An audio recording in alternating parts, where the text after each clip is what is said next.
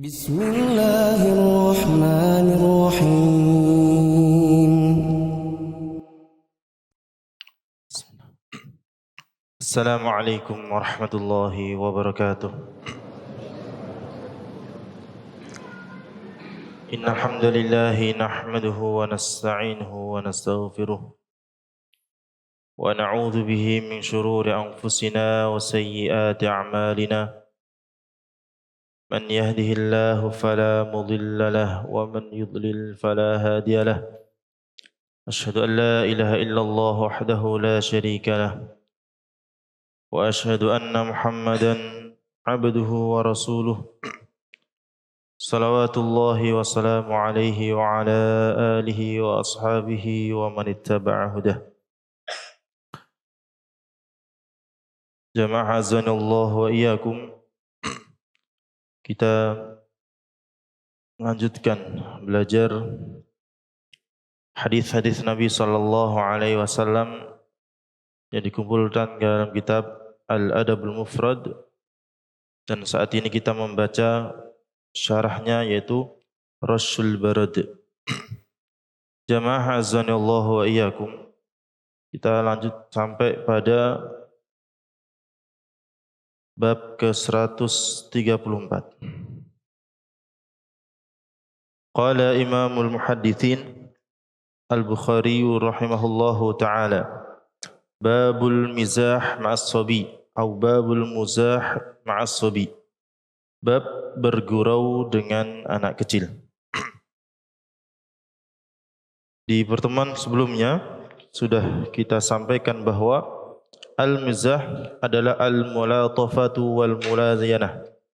Bersikap lemah lembut baik dengan perkataan maupun dengan perbuatan, li'idkhalis surur, untuk memberikan kebahagiaan atau rohatul qalb, ketenangan dalam jiwa. Jadi kalau kalimatnya lembut, sikapnya lembut, tapi tidak memberikan kebahagiaan, tidak menenangkan jiwa, ini namanya bukan bergurau yang dimaksud dalam syariat. Kadangkala kita atau di antara kita bergurau, bercanda dengan kalimat sederhana, tampaknya santai, tapi ada sindiran di sana yang menyakiti hati teman kita atau menyakiti orang lain. Hal ini bukan termasuk mizah yang dimaksud di dalam sabda-sabda Nabi sallallahu alaihi wasallam. Termasuk candaan kepada anak kecil yang menimbulkan rasa takut. Seperti bercanda menakut-nakuti hantu kah, atau akan ditinggal ibunya, ditinggal bapaknya. Ini candaan untuk ringan, tapi memunculkan rasa takut kepada anak kecil. Ini bukan al-muzah atau al-mizah yang dimaksud oleh Rasulullah sallallahu alaihi wasallam. Karena al-mizah ini memberikan kebahagiaan, bercanda yang meninggalkan bekas dalam hati berupa senang dan rileks, terutama kalau sedang dalam kondisi sedih. Sebagaimana dengan hadis yang akan kita baca pada kesempatan malam ini, itu hadis ke-269. Haddatsana Adam mengabarkan kepada kami. Qala, ia berkata, haddatsana Syu'bah mengabarkan kepada kami. Qala, ia berkata, haddatsana Abu Tiyah mengabarkan kepada kami. Qala, ia berkata, sami'tu Anas bin Malik yaqul, aku mendengar Anas bin Malik mengatakan, kana an-nabiyyu sallallahu alaihi wasallam la yukhalituna, sungguh Nabi sallallahu alaihi wasallam membaur dengan kami, hatta yaqula li akhin li saghir, hingga beliau berkata kepada saudaraku yang masih kecil, ya Aba Umair, ma fa'alan nughair, Wahai Abu Umair, apa yang dilakukan Nughair, burung pipit, yaitu Nughair untuk panggilan dari burung pipit yang biasa dimainkan oleh Abu Umair. Abu Umair ini adalah adik seibu dari Anas bin Malik, di mana ketika ayah dari Anas bin Malik meninggal, yang mana ayah Anas bin Malik meninggal dalam kondisi musyrik,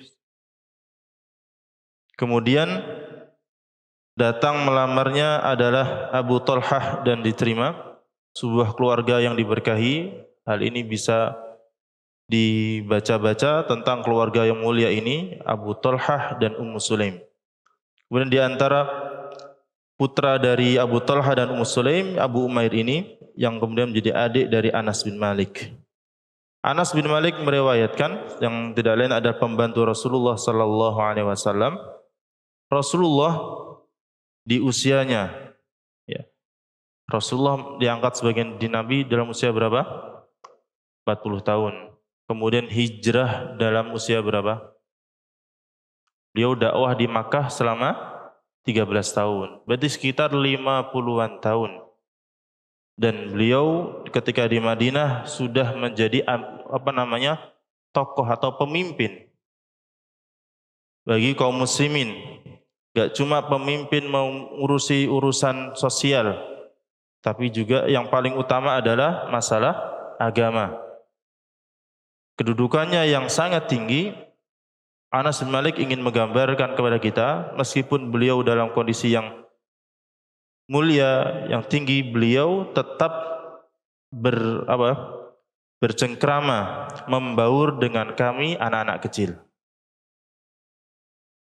Beliau Rasulullah sallallahu alaihi wasallam melihat Abu Umair yang sedih karena biasanya dia punya mainan, yaitu berupa burung pipit, burung kecil, dimainkan di tangannya. Dan satu hari burung pipit itu meninggal. Meninggalnya burung itu membuat Abu Umair sedih. Di sini ditanggapi oleh Rasulullah sallallahu alaihi wasallam, menghibur anak kecil yang sedih dengan sapaan, ya Aba Umair, wahai Abu Umair, ma fa'alan Nughair, apa yang dilakukan Nughair? Hanya pertanyaan sederhana, tapi disampaikan kepada sosok anak yang sedih, disampaikan oleh orang yang sangat berpengaruh, maka kalimat ini sangat berarti. Enggak cuma bagi Abu Umair, tapi juga Anas bin Malik yang berada di sebelahnya pun ikut merasakan akhlak Rasulullah sallallahu alaihi wasallam yang luar biasa, sehingga karena membekas di hati Anas bin Malik, menyampaikan kepada kita bahwa Rasulullah dalam posisi yang begitu mulia, beliau juga berbaur bersama anak-anak kecil untuk memberikan rasa gembira, menghilangkan rasa sedihnya. Hibati fillah, azanallahu wa iyyakum. Tetapi Syekh Abdul Razak bin Abdul Muhsin Al-Badr hafizahullah taala menyebutkan, berbaur dan mencandai anak kecil ini bagus, tetapi tetap ada batasnya. Tidak serta-merta setiap hari, setiap saat main sama anak kecil. Nanti malah berubah karakter kita menjadi kekanak-kanakan. Nah, tujuan kita berbaur anak kecil untuk menghibur dia, kemudian memberikan teladan bagi dia, bukan malah kita jadi anak kecil lagi. Sekarang banyak orang dewasa bersikap kekanak-kanaan. Nah, berlebihan dalam bersikap atau bercanda dengan anak kecil. Justru kalau kita masih dengan martabat kita sebagai seorang laki-laki dewasa atau sudah sepuh dalam bahasa Jawa, yaitu punya banyak pengalaman, hikmah, kemudian ketenangan, bercanda sejenak dengan anak kecil, maka ini bisa memberikan pengaruh besar pada anak kecil tersebut tentang keteladanan. Ada beberapa hadis yang mana menunjukkan beberapa kondisi ya, termasuk anak-anak kecil yang mendapatkan pelajaran besar akibat atau sebab muamalah dengan orang dewasa. Di antara adalah tentunya Rasulullah Sallallahu Alaihi Wasallam. Teringat video singkat dari Al-Ustadz Abu Izzi Hafizahullah Ta'ala dari Semarang membahas tentang kurikulum pendidikan. Beliau berpendapat bahwa pengajaran pendidikan kepada orang itu jangan dibatasi dengan usia. Seperti masjid taklim di Masjid Pekanan seperti ini itu ada kalanya kita ajak putra-putra kita. Bukan sekedar diajak kemudian dilepas main, tidak, tapi diajak duduk di majelis. Secara tidak langsung anak kita akan belajar tentang teman kita yang fokus belajar dengan ustadznya, dengan lingkungannya. Ini akan membekas dalam benaknya. Dan hal ini juga terjadi di zaman Rasulullah. Di antaranya Abdullah ibnu Umar yang masih belia diajak oleh ayahnya, siapa? Umar ibnu Khattab di majelis Rasulullah Sallallahu Alaihi Wasallam. Saat itu Rasulullah membahas tentang sebuah ayat di surah Ibrahim yang intinya sifat orang beriman itu seperti pohon yang akarnya kuat, ya, yaitu akidahnya, batangnya menjulang tinggi, amalannya, ranting-ranting daun-daunnya tidak mudah berguguran. Rasulullah bertanya, pohon apa itu? Dan kebanyakan sahabat berpikir adalah sebuah pohon yang ada di gurun, di tengah-tengah gurun. Dan di cerita itu Abdullah bin Umar terbesit dalam hatinya, pohon itu yang perumpamaan orang beriman adalah pohon kurma. Kemudian Rasulullah menyebutkan benar bahwa yang dimaksud adalah pohon kurma. Setelah majelis, Abdullah bin Umar bercerita kepada ayahnya, dan ayahnya berkata, seandainya engkau tadi menyebutkan, itu lebih aku sukai daripada aku mendapatkan unta-unta yang sangat berharga atau humurun na'am. Demikian. Ini menunjukkan bahwa anak-anak belia pun bisa mendapatkan faedah besar, manfaat besar dari majelis dengan orang-orang yang usianya berada di atasnya, belajar adab. Karena ketika sepantaran terus dunianya akan main, dan dia tidak sadar bahwa usianya sudah bertambah 2 tahun, 3 tahun sampai balik, tapi masih terasa dengan seumurannya bahwa masih main. Berbeda dengan bercampur dengan lebih dewasa, akan sangat berpengaruh. Hal ini yang disampaikan oleh Ustaz Abu Izzi, kami terapkan di keluarga kami, di mana kami menitipkan anak kami yang masih kecil-kecil dalam majelis halaqah hafalan Quran dengan kakak-kakaknya yang sudah dewasa, SMP, SMA. Dan ternyata dengan cepat berpengaruh kepada sikap kepada anak kami. Daripada ketika kami ajari sendiri di rumah, karena kedekatan jadi banyak bercanda, banyak disuruh, banyak nunggu waktu. Tapi ketika bersama yang lebih dewasa, dia cepat nangkap, cepat ngikutin, cepat ngejar. Ini di antara hikmah ya kalau kita dudukkan anak-anak kita bersama orang-orang yang dewasa. Dan kemudian kita bercanda dengan mereka ini juga akan memberikan kebahagiaan tersendiri, keteladanan tersendiri.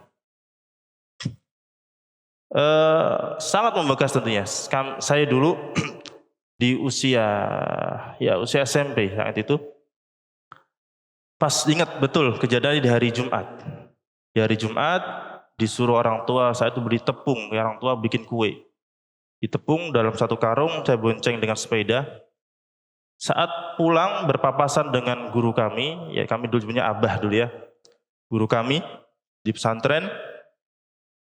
Saat itu beliau menyapa, beli apa? Dengan bahasa Arab. Kemudian saya jawab, karena gagok belum bisa jawab, beliau ajari. Hal itu membekas sampai sekarang. Hanya sapaan dari orang yang kita anggap berilmu. Hal itu ternyata membekas kepada diri kita yang masih anak-anak hingga kita dewasa.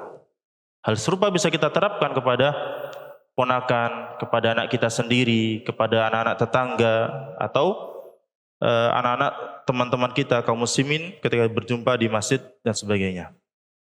Nah, Rasulullah SAW pun di beberapa hadis seperti hadis Umar bin Abi Salamah, yaitu anak dari Ummu Salamah yang makan bareng, kemudian Umar ini masih kecil makan acak-acakan di dua Rasulullah, ya gulam samillah wa kul biyaminik wa kul mimma yalik. Nak, baca bismillah, makan dengan tangan kanan dan makan yang dekat. Begitu juga di kejadian lain di mana Rasulullah membonceng Abdullah ibnu Abbas yang masih belia. Ya gulam inni u'allimuka kalimatin ihfadillaha yahfadka. Sebagaimana dalam hadis Arba'in. Pendidikan seperti ini, pendekatan orang dewasa dengan banyak ilmu, banyak nasihat, dan juga kadang ada kalanya bercanda, tanya kabar, memberikan karakter yang kuat bagi anak-anak yang sedang tumbuh. Abdullah ibnu Umar, saat ada ajakan dari Rasulullah untuk perang Uhud, menghadapi pasukan Quraisy yang ingin balas dendam pada kekalahan perang Badar. Dan saya tahu Umar yang usianya 14 tahun mengajukan diri untuk berangkat ikut. 14 tahun. Punya mental, punya keberanian, punya ketakwaan. Yang kemudian Rasulullah larang, mungkin tahun berikutnya, kata Rasulullah. Dan di tahun berikutnya ada perang Khandaq, disitulah Abdullah bin Umar diizinkan untuk ikut berperang. Demikian yang bisa kita berikan kepada anak-anak kita, anak sendiri maupun anak-anak kaum muslimin yang lain. Taib, kembali ke kitab. Penjelasan kata la yukhalituna, beliau ini mempergauli, mungkin kita bisa ikutkan di terjemah ya, membaur. Ya, membaur dengan kami dengan lembut. Karena kata mempergauli ini kayaknya jarang kita gunakan dalam artian apa? Bersosial. Wajah ceria dan disertai dengan gurauan. Kata khalata bercampur. An-nughair bentuk tunggal dari nugrun. Ini nugrun. Kalau mansub, kalau marfu'nya nugrun. Yaitu burung kecil sejenis pipit yang berparuh merah. Kedua hadis, yang pertama dibolehkan memanggil seseorang yang belum memiliki anak dengan kunyah. Di sini Abu Umair, nama panggilan. Tentu ini kalimat yang lembut di kalangan orang Arab, bangsa Arab. Kalau di darah kita bisa menggunakan kalimat-kalimat atau panggilan-panggilan yang nyaman di hati anak kecil. Nah, atau apapun yang membuat anak kecil nyaman dengan panggilan tersebut. Kalau dengan kunyah anak itu merasa nyaman, panggil dengan kunyah. Yang kedua, dibolehkan memanggil anak kecil dengan kunyah. Yang ketiga, dibolehkan bercanda dalam hal yang tidak membawa dosa. Kayak tadi, kadang kita itu bercanda sama anak kecil, tapi pada hal-hal yang kadang berbohong, ya, berbohong kepada anak kecil ini tidak boleh, atau menakut-nakuti. Ini juga tidak, atau menyembunyikan sendalnya, menyembunyikan pecinya, menyembunyikan barangnya. Akhirnya ditiru. Ketika di sekolah, beberapa kali kejadian, Ustaz, sepatu anak saya hilang. Nah, disembunyiin temannya. Peci anak saya hilang, buku anak saya hilang. Ini bisa jadi dari rumah pembiasaan bercanda dengan hal tersebut. Hal ini dikurangi. Boleh bercanda dengan kecil, tapi jangan ada hal-hal yang membawa dosa. Yang keempat, dibolehkan anak kecil bermain dengan seekor burung. Dan wali, yaitu orang tua atau wali asuhnya, boleh memberinya peluang melakukan hal itu. Ya, dengan hewan dibolehkan bermain dengan hewan selama cara dia bermain tidak menyakiti hewan tersebut, tidak mengikat, tidak menzalimi, tidak mengurung, ya, artinya memberi makan, mengelus-elus, ya. Maka dibolehkan. Kalaupun masih kurungan kandang, itu hanya untuk biar dia tidak pergi. Tapi selebihnya banyak dikeluarkan dari kandangnya untuk dibuat main. Tidak disiksa demikian. Ya, diberi makanan yang mungkin pedas biar berkicau lah, ini zalim. Ini zalim. Wallahu a'lam bishawab. Apakah ada sedulur pernah dengar kalimat-kalimat itu, di antara yang bisa membuat burung semakin berkicau dikasih makanan yang pedas apa? Nah, enggak tahu. apakah benar atau tidak. Kalaupun ada, maka dihindari. Itu menzalimi hewan. Nah, ada kisosnya nanti di hari kiamat terhadap zalim kita kepada hewan. Kemudian yang kelima, dibolehkan mendengar perkataan baik tanpa basa-basi. Yang keenam, isyarat untuk berlemah lembut kepada anak kecil dan penjelasan akan keluhuran akhlak dan kerendahan hati Nabi sallallahu alaihi wasallam. Jamaah azanallahu wa iyyakum, kita ini yang sudah dewasa dengan segala kesibukan dan pikiran kita, kadang kurang peka dengan lingkungan. Terlalu fokus dengan kerjaan, terlalu fokus dengan aktivitas atau beban pikiran kita, beban masalah ekonomi, masalah keluarga. Sehingga dengan anak-anak kita kurang interaksi, kurang pendekatan. Seakan-akan kewajiban kita sebagai kepala rumah tangga hanya mencukupi materi saja, sandang dan pangan. Padahal muamalah kita jauh lebih penting. Ada keluarga yang secara papan, sandang dan pangannya jauh daripada kita, tetapi lebih bahagia. Anak-anaknya lebih terdidik. Jadi bukan hal paling itu yang kadang menjadi hal penting. Sandang, pangan, papan memang salah satu faktor, tapi yang paling penting adalah bagaimana kita sebagai kepala rumah tangga punya kewajiban memberi contoh, mengarahkan dan memberi nasihat. Nah, di antara hal-hal itu adalah bercanda, memberi kedekatan. Baik. Hadis berikutnya, hadis ke-270. Haddatsana Ibnu Salam. Ibnu Salam mengabarkan kepada kami. Qala, ia berkata, haddatsana Waki'. Waki' mengabarkan kepada kami an Muawiyah bin Abi Muzarrad, dari Muawiyah bin Abi Muzarrad, an abihi, dari ayahnya, an Abi Hurairah radhiyallahu anhu, dari sahabat Abu Hurairah radhiyallahu anhu, akhadha an-nabiy sallallahu alaihi wasallam biyadil Hasani awil Husaini radhiyallahu anhuma. Nabi sallallahu alaihi wasallam meraih tangan Al-Hasan atau Al-Husain. Ini keraguan dari perawi apakah saat yang diajak ada Hasan atau Husain radhiyallahu anhuma. Thumma wada'a qadamaihi ala qadamaihi. Tangannya dipegang, kedua kaki dari Hasan atau Husain ini diletakkan di kedua kaki atau menginjak kaki Rasulullah sallallahu alaihi wasallam. Thumma qala, lalu Rasulullah bersabda, taraqqo, naiklah.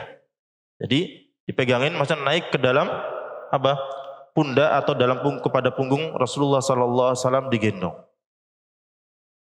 Ini bentuk sikap yang memberi kenyamanan kepada anak-anak, di mana tubuh kita, terutama seorang bapak kepada anak laki-laki dan juga lebih-lebih anak perempuan adalah menjadi tempat paling nyaman bagi anak-anaknya, paling dekat. Kalau kita jarang-jarang menyentuh mereka, maka akan hilang perasaan, ada hilang dari kejiwaan mereka. Ada istilah fatherless, kehilangan sosok seorang ayah tanpa interaksi dan sebagainya.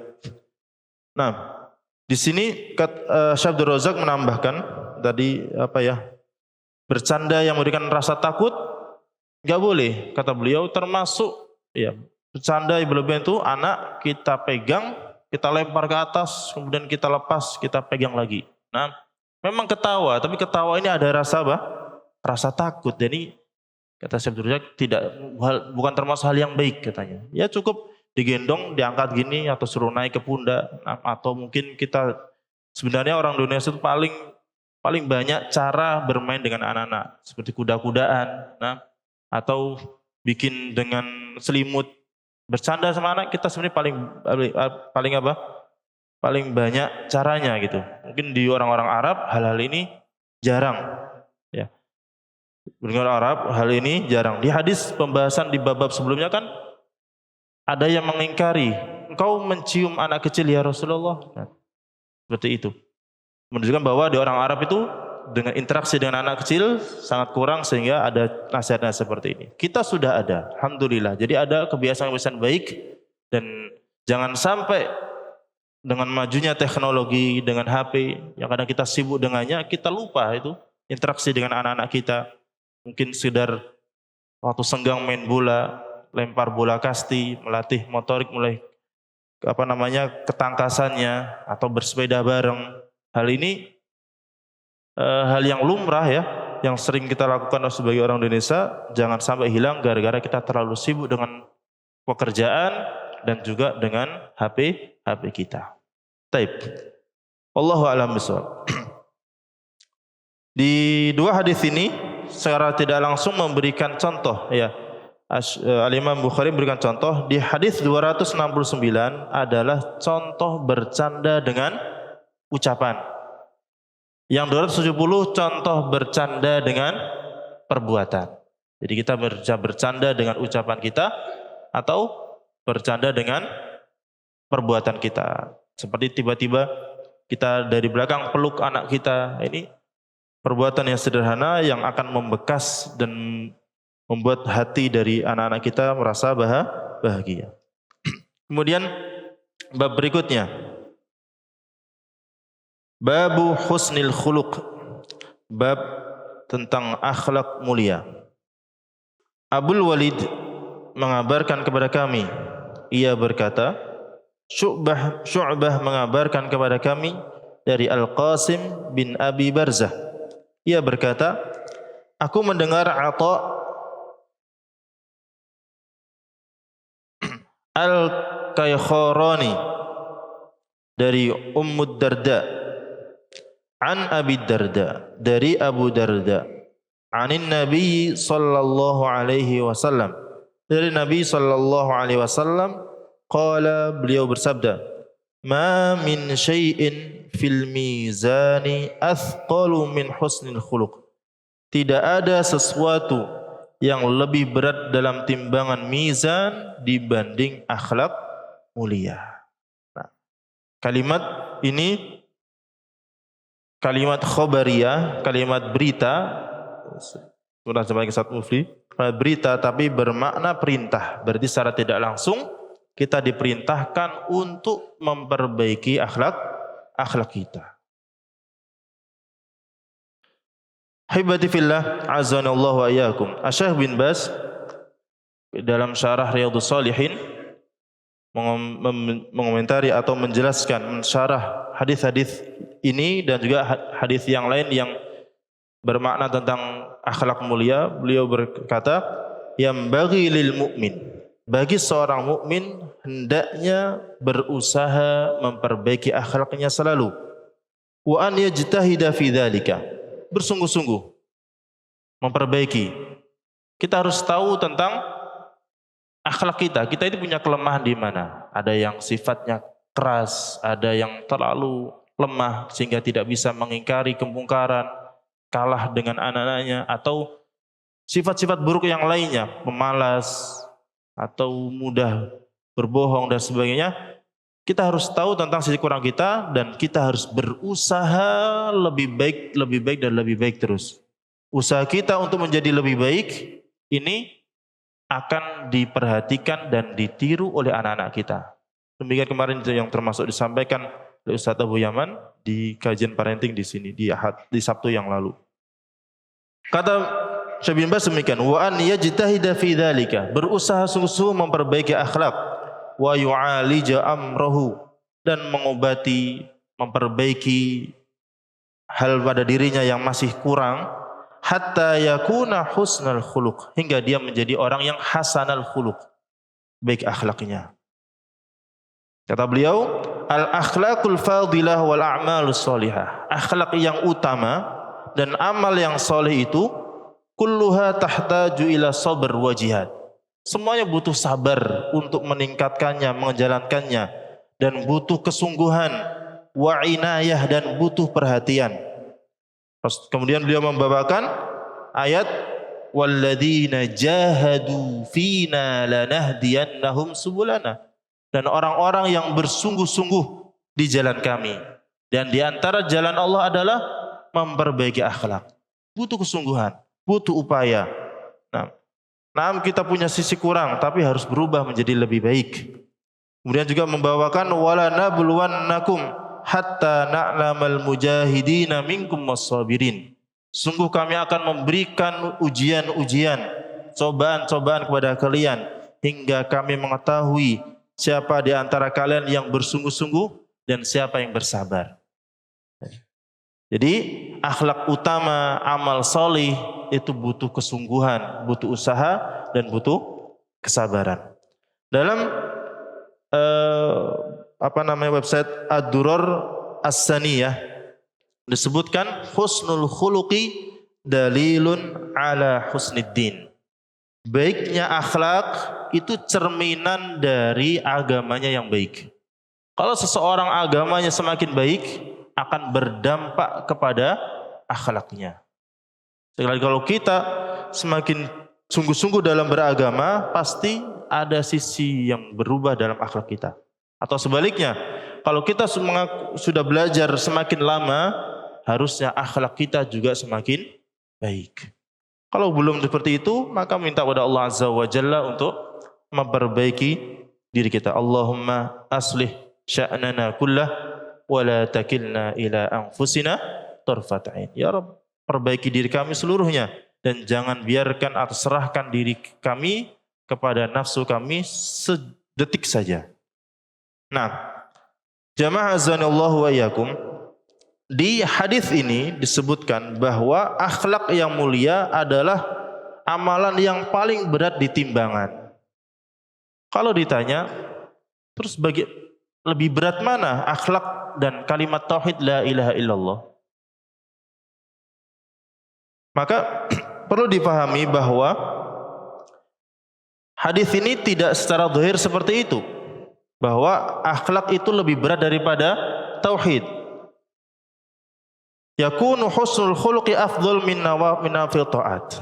Karena yang dimaksud di sini adalah akhlak bagi orang yang beriman. Akhlak bagi orang yang beriman. Salah satu buktinya dalam firman Allah Subhanahu wa taala, alladzina yunfiquna amwalahum fi sabilillahi thumma la yutbi'una ma anfaqu mannan wala adha lahum ajruhum 'inda rabbihim wala khaufun 'alaihim wala hum yahzanun. Orang-orang yang menginfakkan harta mereka di jalan Allah, kemudian tidak dibarengi dengan ungkitan dan ucapan-ucapan yang menyakitkan, maka akan mendapatkan pahalanya dan mereka diberikan ketenangan, tidak ada rasa takut dan tidak ada rasa sedih. Ini menunjukkan bahwa akhlak meningkatkan nilai ibadah. Secara tidak langsung, akhlak tidak bernilai kalau seseorang tidak memiliki iman. Sebaik apapun seseorang itu, tetapi dia kufur kepada Allah Azza wa Jalla, maka dia tidak akan memiliki kedudukan di akhirat. Kalaupun mendapatkan balasan akhlaknya, ya di dunia. Dia berbagi kepada anak-anak yatim, kepada orang-orang miskin, membantu, membangunkan jalan, menyumbang ini, menyumbang itu. Dia kafir, ya balasannya di dunia. Tetapi tidak ada manfaat di akhirat. Maka maksud di sini bahwa akhlak menjadi timbangan yang paling berat setelah orang tersebut beriman dan bertauhid. Di sebuah hadis Rasulullah menggambarkan, innal mu'mina la yudriku bi husni khuluqihi darajatas shaimil qaim. Sesungguhnya orang yang beriman dengan akhlak baiknya, dia akan mencapai derajat orang yang berpuasa lagi menjalankan sholat malam, puasa sunnah dan sholat sunnah. Ini didasari innal mu'min. Setelah beriman, kalau kemudian orang ini memiliki akhlak yang mulia, maka dia punya nilai, punya amalan yang timbangannya seberat seperti ahli puasa dan ahli sholat malam. Lebih-lebih kalau dia berakhlak baik, juga sering puasa dan juga senantiasa mengerjakan sholat malam. Ini dorongan, ini motivasi kepada kita untuk menggapai tingkat tertinggi di surga Allah kelak, mencapai tempat paling mulia di akhirat kelak. Kandungan hadis. Yang pertama, penetapan adanya mizan, yaitu timbangan yang akan digunakan untuk menimbang kebaikan dan keburukan pada hari kiamat. Nah, ini ada jasadnya, ada wujudnya ya. Bukan abstrak, tapi ada mizan, timbangan kanan dan kiri. Kifatan, dua kifah, dua neraca. Nah, dan itu wujud, bukan arti kiasan, tapi makna hakiki bahwa akan ada timbangan amal di hari kiamat. Dan amalan-amalan yang kita kerjakan, meskipun amalan hati, husnudzon, rasa takut, tawakal, kemudian iman, ya, kemudian ini punya berat, punya bobot yang akan ditimbang dari kiamat. Dan termasuk sedekah kita, semua akan punya bobot dan ditimbang di hari kiamat. Kalimat la ilaha illallah punya timbangan. Kemudian subhanallah bihamdi subhanallahil azim. Juga punya bobot timbangan. Dan zikir-zikir adalah kalimat-kalimat yang amat berat bobotnya di timbangan Allah kelak. Selain itu adalah akhlak yang mulia. Maka hal-hal ini harus kita perbanyak, kita perbaiki. Kemudian yang kedua, akhlak mulia merupakan salah satu amal terberat yang akan didapati seorang hamba dalam timbangan kebaikannya pada hari kiamat. Kemudian hadis berikutnya. Hadis ke-271. Muhammad bin Katsir mengabarkan kepada kami, ia berkata, Sufyan mengabarkan kepada kami dari Al-A'mash, dari Abu Wa'il, dari Masruq, an Abdullah bin Amrin, dari Abdullah bin Amr, qala, ia berkata, lam yakunin nabiyyu sallallahu alaihi wasallam fahishan wala mutafahishan. Nabi sallallahu alaihi wasallam bukanlah seorang yang keji dan tidak pula mengejikan diri. Wa kana yaqul, dan beliau bersabda, khiyarukum ahasinukum akhlaqo. Sebaik-baik kalian adalah yang paling baik akhlaknya. Akhwati fillah azanallahu wa iyyakum. Di sini ada penjelasan kata al-fahsyu, kata dasar dari fahish dan mutafahish, itu sesuatu yang sangat buruk seperti dosa dan kemaksiatan. Al-fahish, perbedaan al-fahish dan mutafahish. Al-fahish seorang yang mengucapkan perkataan dan ungkapan yang sangat keji secara terang-terangan. Artinya sudah menjadi karakter dia, berkata kasar, berkata kotor, bertindak maksiat, ya, bersikap tidak sopan, menjadi karakter dia. Al-mutafahish, seorang yang berusaha dan sengaja berbuat keji untuk merusak perangainya. Dia berusaha menjadi lebih buruk dari kondisinya.